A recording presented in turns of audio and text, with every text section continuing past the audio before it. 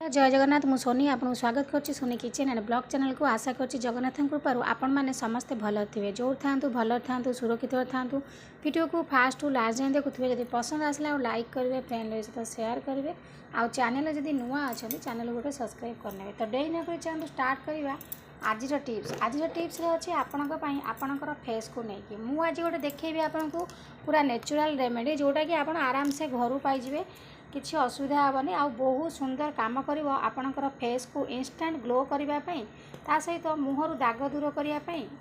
Colour जदि कम थाए colour को पूरा सफा कर तो ये देखो मुझे नहीं ग्राम फ्लोर माने बेसन गोटे एमती जिनस आपणकर फेस रे पूरा क्लींजर भरी काम कर बेसन माने आपणकर डेड स्किन को रिमूव कर स्किन सेल को पूरा माने स्मूथ करिवो स्किन को माने हाइड्रेट रखिवो बेसन जिते मैला जमी थी सब मैला को बाहर करिवो स्किन को डेड स्किन रिमूव करके आपणकर स्किन रो पूरा ग्लो बढ़ेइबो।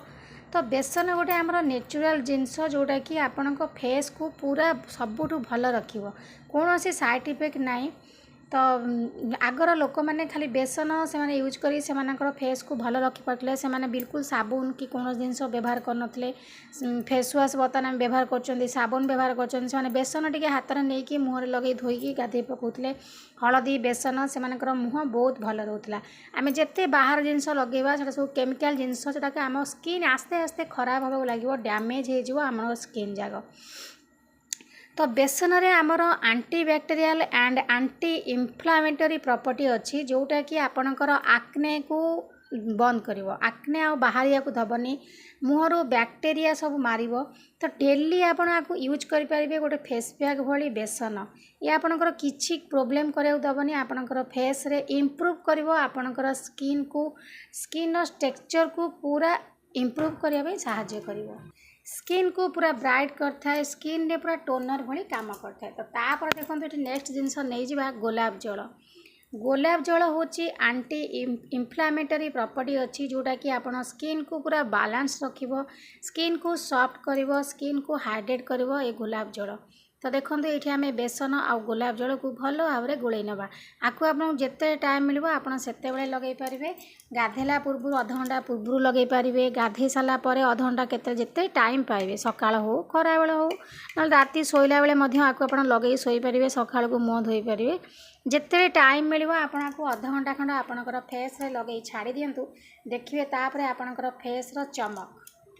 स्किन रू केते माने आपण माने देखिए आपणकर। तो ये देखो आपको मुझे भल भाव में गोल रेडी कर नहीं गली एवं आपणकर फेस को भल भाव धोई नियंतु कौन से मेकअप रखंतुनी फेस को धोई सारा पर आपणकर फेस रे आपको व्यवहार करंतु आपण हाथ आ पादरे मध्य व्यवहार करिए जो जगह आपणकर टैनिंग पड़ जाउची टैनिंग मध्य दूर हो जिवो। तो देखंतु एठी मु आपको भल भाव में मिसई नहीं गली मिसई सारा पर एठी आपनको हाथ रे लगेकी देखै नउची आपण एई भली भाव में आपणकर फेस रे लगांतु आ भल भाव में मसाज करंतु मसाज करा द्वारा कौन हम ना आपनकर डेड स्किन रिमूव हम स्किन को पूरा ग्लो करने हेल्प कर।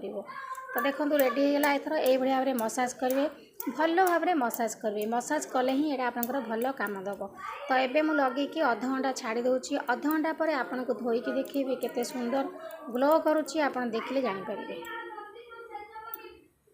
ये देखो अध घंटा पर मो हाथ को धोई नहीं तो आप भाव में आपणकर फेस रे लगातु लगे आपण फेस को धोई नियंतु नॉर्मल पानी तापर देखिए आपणकर फेस केते सुंदर भाव में ग्लो करिवो किछि भी आपको लगे दरकार नहीं कौन सी मेकअप जिन दरकार पड़ोनी कि कौन सी ओकेजन पड़े आपको पार्लर जाओ पड़ोनी। तो आठू नेचुरल जिनस आप किछि पाइबेनी आठू गोरा आपको कौन सी क्रीम करें। तो आशा करुच्चे आज वीडियो आपको पसंद आसो जब पसंद आसता लाइक करेंगे फ्रेंड सहित शेयर करेंगे आ चैनल जब नुआ अच्छा चैनल गोटे सब्सक्राइब करने। तो आज भाई मुझे विदाय नौ पुणी देखा आप सहित नेक्स्ट वीडियो से पर्यटन रोचे नमस्कार जय जगन्नाथ।